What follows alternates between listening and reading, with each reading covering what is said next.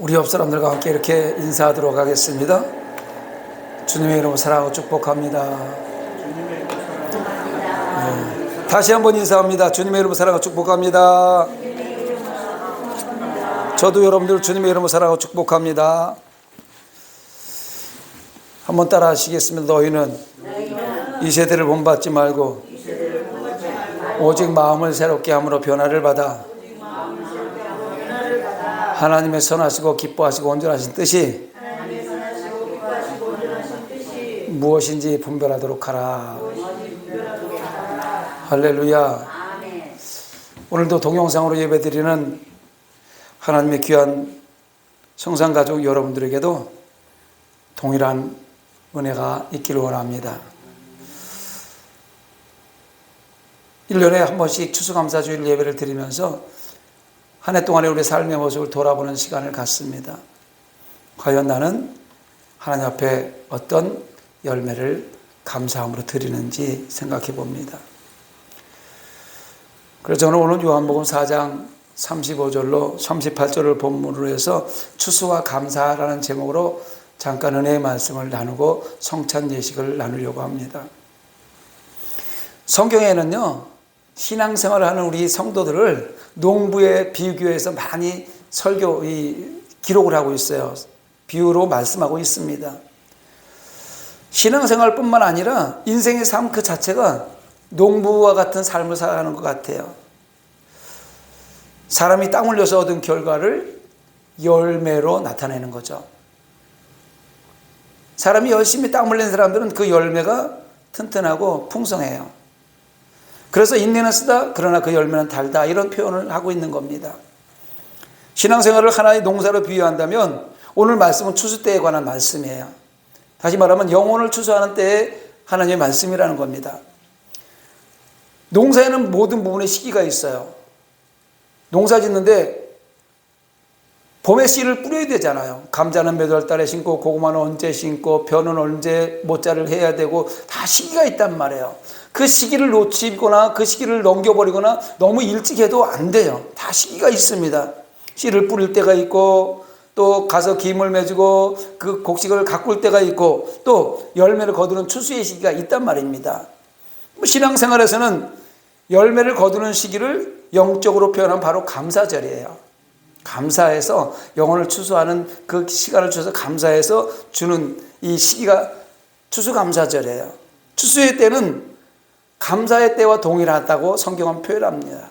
감사한 것은 추수할 때 뭔가를 내가 하나님 앞에 드릴 수 있을 때 감사하고, 뭔가 내가 열심히 노력했는데 가을에 풍성한 열매를 얻으니까 감사하고, 감사와 때와 동일한 거예요. 그래서 하나님은 추수를 통해서 이스라엘 백성의 감사를 가르치고 저와 여러분에게 감사를 가르치는 거예요. 감사해야 되는 거예요. 농사를 지을 때 모든 때가 다 감사의 때이면 특별히 추수 때를 감사절로 규정하고 있는 이유가 있는데, 추수는 감사의 의미를 담고 있는 거예요. 자, 처음에 벽지를 가지고 모짜리를 만들 때 추운 아직 봄이었을 때 모짜리를 만들잖아요. 그래서 좀 힘들고 어렵지만 그래도 모짜리를 만들 수 있는 땅이 있어서 감사하고, 또 이제 모를 낼 수 있는 논이 있어서 감사하고, 옥수수 콩을 심을 수 있는 밭이 있어서 감사하고, 그런데 더욱 감사한 것은 하나님의 때가 돼서 열매를 거둘 때 너무 감사하잖아요. 풍성하잖아요. 그동안에 수고한 결실을 거두는 게 추수예요. 그 자체가 감사입니다. 영적으로 보면 열매가 바로 감사를 보여주는 것인데, 하나님께 감사하는 것은 그 열매를 누가 주셨어요? 하나님이 주신 거란 말이에요. 나는 열심히 일한 것 같지만 사실은 모든 것을 하나님께서 만들어 주시는 거예요. 우리가 추수감사주일 이 예배를 2022년도에 드리면서 5년 넘게 우리 오후 예배를 드렸는데 오늘 세 분이 이렇게 오셨잖아요. 이 하나님께 얼마나 감사한지 모르겠어요.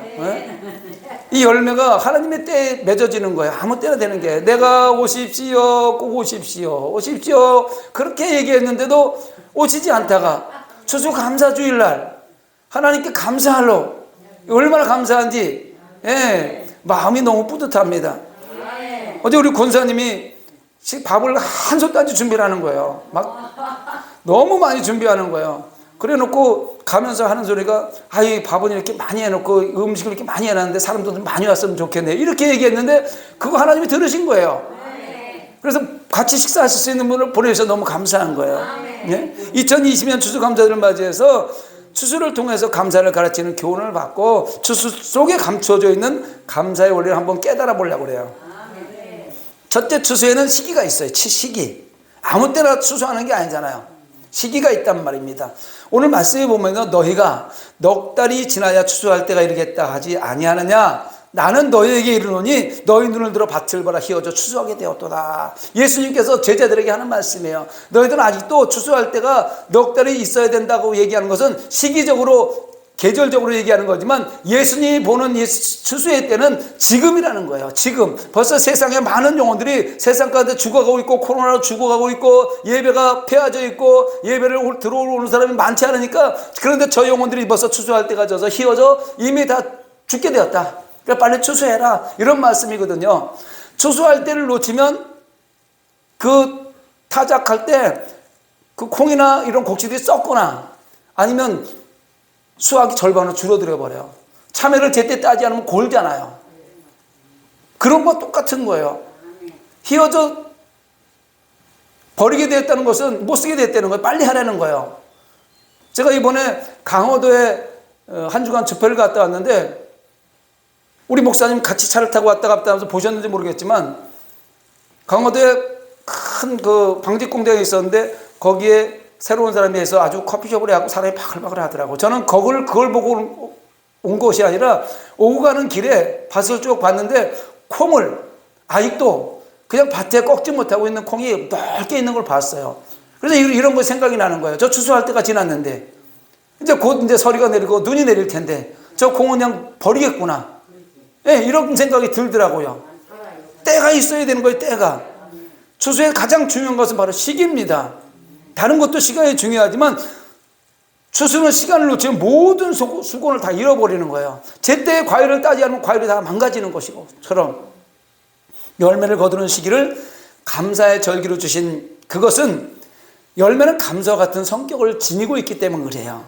인생에 있어서 감사를 하나님께 드리는 삶의 열매인 거예요. 우리가 삶을 어떻게 살았느냐, 이게 우리의 열매인 거예요. 사람들이 보기에 저분은 그래도 예수 믿는 사람처럼 살고 있다, 저 목사님 맞네, 이런 삶의 모습이 보여져야 열매인 거예요. 목사가 목사답지 못하고 성도가 성도답지 못하고 세상 사람들에게 열매처럼 보이지 않으면요, 그건 잘못된 열매예요. 못 쓰는 열매란 말입니다.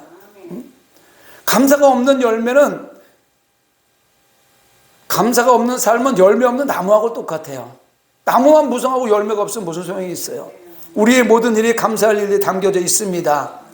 때문에 믿음으로 사는 사람은 모든 일에 감사할 수 있는 거예요. 우리가 오늘 살아 숨쉬는 것만 해도 감사한 거예요. 우리가 지금 5년 6년 전에 만나서 오늘 또 만날 수 있는 거, 이것만 해도 감사한 거예요. 할렐루야.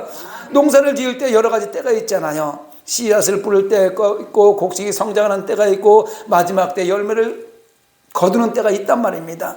농사를 지는 일, 모든 일에 다 때가 중요하지요. 그런데 가장 중요한 건 추수의 때예요. 다 중요하지만 조금 늦게 밭을 일굴 수 있고 조금 늦게 김을 맬 수 있고 하지만 추수는 때를 놓치면 그동안에 한 것들이 다 헛수고가 된단 말입니다. 모든 것을 다 잃어버리는 거예요. 지금까지 했던 걸 다 잃어버리는 거예요. 그러면 농부는 추수 때를 놓치지 않고 추수를 하는 것입니다. 마찬가지로 감사에도 때가 있어요. 감사의 기회를 놓치면요, 그의 삶은 열매 없는 가을나무처럼 그냥 황량하게 되는 거예요. 감사할 때 감사를 놓치면 안 돼요. 때문에 성도는 어떤 일을 할 때마다 항상 감사를 생각하고 있어요. 무슨 일이 내 앞에 일어나든지 감사로 생각해야 됩니다. 시편 116편 12절에 보니까 내게 주신 모든 은혜를 내가 여호와께 무엇으로 보답할까, 이렇게 기록하고 있습니다. 내가 받은 은혜마다 감사를 하기 위한 마음가짐을 항상 가져야 됩니다. 감사는 기회를 놓치면 감사 자체를 잃어버리는 거예요. 자, 오늘 이렇게 풍성한 열매를 주신 하나님께 감사, 또 이 열매를 준비해 주신 손길 솔길마다 하나님 앞에 감사. 그런데 이걸 오늘 놓쳐버리잖아요. 그 감사를 놓쳐버리잖아요. 잊어버려요. 그래서 감사의 때를 놓쳐버리는 거예요. 감사할 수 있는 방법을 놓쳐버리는 거예요. 사랑에 감사하는 마음에 시작되는 것입니다. 사랑하는 마음도 감사하는 마음에 시작되는 거예요.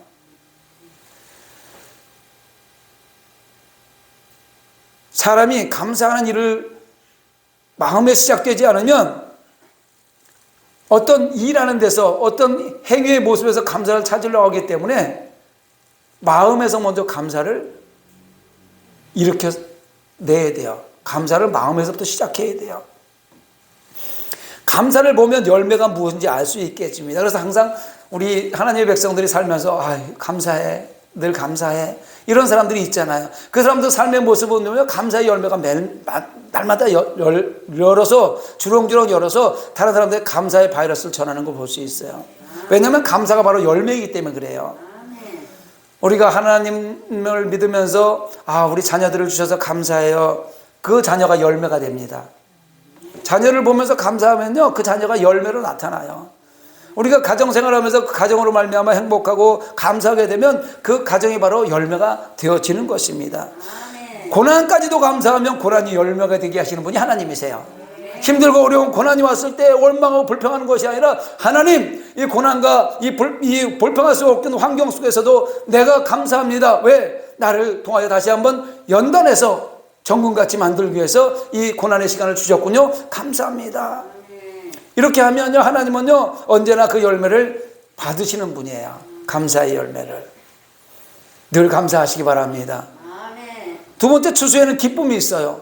여러분, 밭에 나가서 농사가 잘 되는데 성질 내는 사람이 있어요? 화내는 사람이 있어요? 아니잖아요. 가면 너무 기쁘잖아요. 나는 요만한 콩을 하나밖에 안 심었는데 콩이 주렁주렁 돼갖고 수백 개의 콩이 달려있잖아요. 그거 보면서 얼마나 감사해요. 하나님의 방법 얼마나 감사합니까? 오늘 말씀에도 보면요, 거두는 자가 이미 삭도 받고 영생에 이르는 열매를 모으나니 이는 뿌리는 자와 거두는 자가 함께 즐거워하게 하람이라, 이렇게 기록하고 있습니다.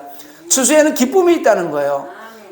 추수밭에 나가서 추수하면서 성질내는 사람 별로 없어요. 아무리 농사가 좀 그해 좀 덜 됐다 하더라도 내가 심은 것보다 최소한 30배, 60배, 100배의 결실을 맺게 해주신 하나님이기 때문에 감사하고 기쁘다는 겁니다.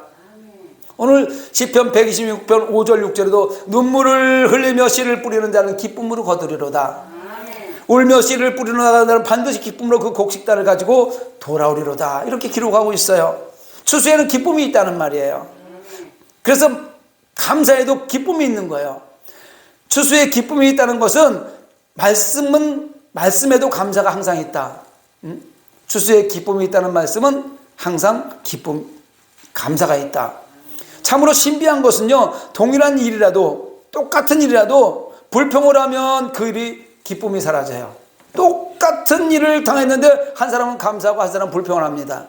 그러면 감사하는 사람은 감사의 열매를 거두고 불평하는 사람은 불평의 열매를 거두게 돼 있어요.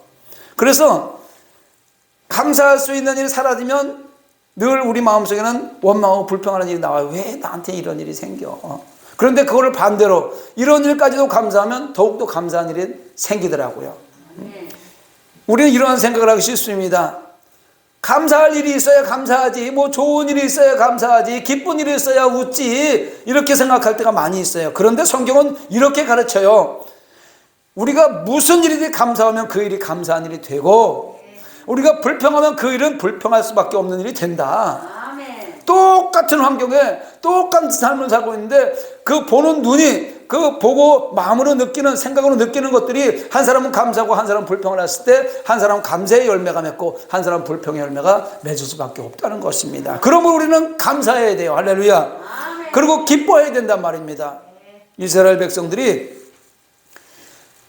출애굽해서 광야에서 생활하잖아요. 힘들고 어려울 수도 있습니다. 그런데 거기서 불평하고 원망하다가 거기서 다 죽었어요. 엄청난 많은 1세대들이 다 죽었어요. 이스라엘 백성들은 애굽 땅에서 가나안 땅을 가서 살아야 돼요. 근데 그 과정이 광야를 지나가야 돼요. 어쩔 수 없는 하나님의 배우려는 구속사의 시간이에요. 그 시간을 지나가야 된단 말입니다. 그런데 그 중에서도 어떤 사람은 원망을 하고 여호수아 갈렙 같은 사람은 불평하고 원망하지 않고 하나님의 말씀에 순종을 하고, 이런 모습을 보았을 때 원망하고 불평한 사람들은 그 열매로 광야 가운데 다 죽어버리는 거예요. 원망할 일이 따로 있는 게 아니에요. 원망하면 그 일이 원망이 되는 거예요. 원망할 일을 따로 하나 내가 만들어서 원망하는 게 아니잖아요. 똑같은 환경을 보고 어떤 사람은 원망하고 어떤 사람은 감사하고, 원망할 일을 만들면 원망할 일이 되는 거예요. 감사할 일도 마찬가지로 따로 구분되어 있는 게 아니에요. 그냥 현재 일어나고 있는 이 일을 감사하면 감사가 되는 거예요. 사람들이 날마다 원망이라고 생각하는 일도 감사함으로, 다른 사람이 보기에는 원망할 수밖에 없고 다른 사람 보기에는 불평할 수 없지만, 예수 믿는 하나님의 백성들이 그 원망과 불평을 감사로 바꿔야 돼요. 그 감사로 바꾸면 그게 감사로 바꿔지는 거예요. 아멘. 할렐루야. 아멘. 여기 성도가 배워야 할 것은요, 감사라고 나면 불평이 사라져요. 감사하고 나면요 보이는 것들이 너무 아름답게 보여요. 응? 또 감사하고 나면 불평할 수밖에 없는 일들을 이겨나갈 수 있는 거예요. 다른 사람이 보기엔 틀림없이 불평해야 될 일인데 저 사람은 감사하고 있는 거예요. 왜? 감사하면서 사니까.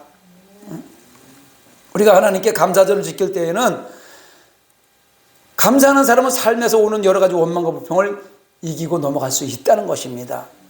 무슨 일을 만나면 사실은 원망하기 쉽잖아요. 우리가 인생을 살아가면서 좋은 일만 만나는 게 아니잖아요. 여러 가지 고난과 역경이 파도처럼 밀려올 때 그 일을 만나면 원망하기 쉬워요. 근데 그것은 답이 아니에요. 원망은 답이 아닙니다. 감사가 답이에요. 감사하고 나면 감사가 계속해서 열매로 맺어지고, 그 감사가 계속해서 우리 입을 통해서 환경을 바꾸기 때문에 그 속에 답이 있는 거예요. 어디에? 감사의 답이 있단 말입니다. 끝으로 추수에는 함께라는 협력이 있습니다. 추수는 함께 하는 거예요. 함께.